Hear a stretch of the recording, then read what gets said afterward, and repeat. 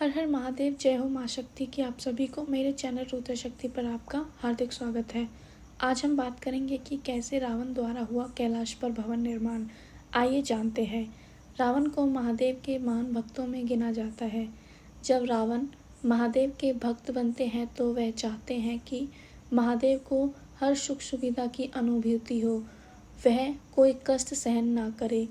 तभी वह प्रण लेते हैं कि महादेव के लिए उन्हें गृह निर्माण करना चाहिए जिसमें हर तरह के सुख सुविधा हो। इसलिए रावण एक भवन की प्रतिमा बनाते हैं जिससे प्रेरित होकर वह महादेव के लिए कैलाश पर भवन निर्माण कर सके। परंतु जब रावण कैलाश नहीं पहुंच पाते हैं तो वह पूजा करके उस भवन प्रतिमा को पानी में बहाना चाहते हैं। तभी कार्तिकेय और गणेश एक साथ भवन की खोज करते करते वहां जा पहुंचते हैं और रावण को रोक देते हैं और कहते हैं कि आप इस भवन का निर्माण कैलाश पर करेंगे। रावण बहुत प्रसन्न हो जाते हैं और गणेश संग कैलाश चले जाते हैं और वहां महादेव की आज्ञा लेकर भवन निर्माण कार्य शुरू कर देते हैं। वे दसों दिशाओं की पूजा कर, हवन कर और कुबेर से स्वर्ण शिला लाते हैं। भवन निर्माण के लिए रावण संगीत द्वारा उन शिलाओं को कैलाश पर पहुंचाते हैं और कुछ महीनों के कठिन परिश्रम करके विश्वकर्मा संग मिलके भवन निर्माण कराते हैं और माता पार्वती महादेव संग उनके परिवार को भवन दिखाते हैं। कहते हैं, प्रभु अब आप इस ग्रह में रहने के लिए तभी प्रवेश कर सकते हैं तब ग्रह पूजन समाप्त हो जाएगा। अगले दिन ग्रह पूजन के लिए पूजा होती है और सबके पास निमंत्रण जाता है और सभी देवी देवता, त्रिदेव, सप्तऋषि, माता पार्वती इत्यादि सभी पधारते हैं। जैसे ही रावण द्वारा ग्रह पूजन की पूजा समाप्त होती है तो नारद मुनि कहते हैं कि कोई भी पूजा बिना ब्राह्मण को दान दिए पूरी नहीं होती है। तुम इस पूजा के ब्राह्मण हो तो तुम अपना दान मांगना चाहिए। तब रावण कहते हैं कि उन्हें महादेव व माता पार्वती से कुछ नहीं चाहिए, परंतु सबके आग्रह करने पर और अंत में महादेव कहते हैं कि मांगो दशानन, तुम जो भी दान मांगोगे मैं तुम्हें वचन देता हूँ, मैं तुम्हें अवश्य दूंगा। तुम दान अवश्य मांगो। तब कुछ सोच विचार करके रावण कहते हैं, ठीक है प्रभु, मुझे दान में यह स्वर्ण ग्रह चाहिए जो मैंने महादेव के रहने के लिए बनाया है।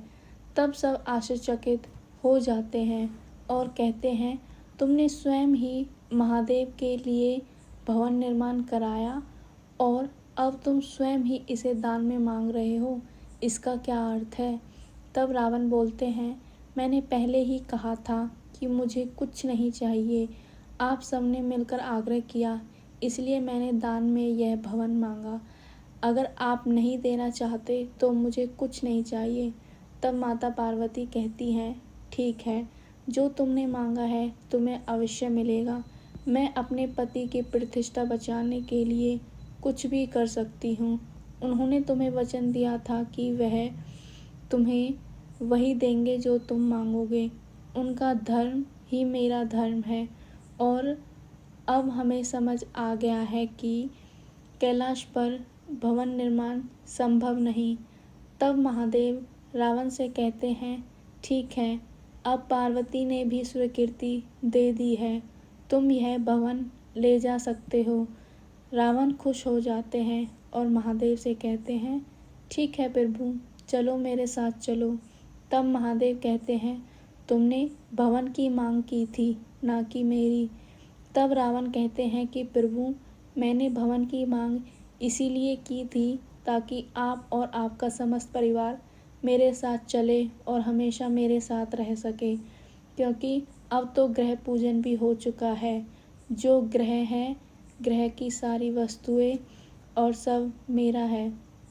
तब महादेव कहते हैं, परंतु तुमने केवल ग्रह की मांग की थी और हम कोई ग्रह में रहने वाली वस्तु नहीं है और यह ग्रह भी तुम्हारे द्वारा ही निर्माण किया गया है।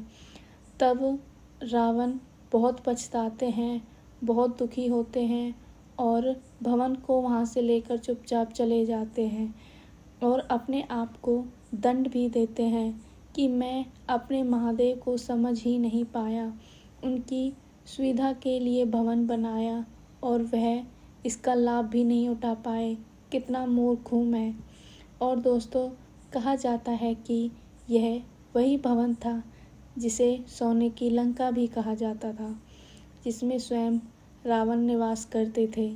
इस तरह से कैलाश पर रावण ने विश्वकर्मा की मदद से भवन का निर्माण करवाया और स्वयं ही उस भवन को ले लिया। धन्यवाद दोस्तों।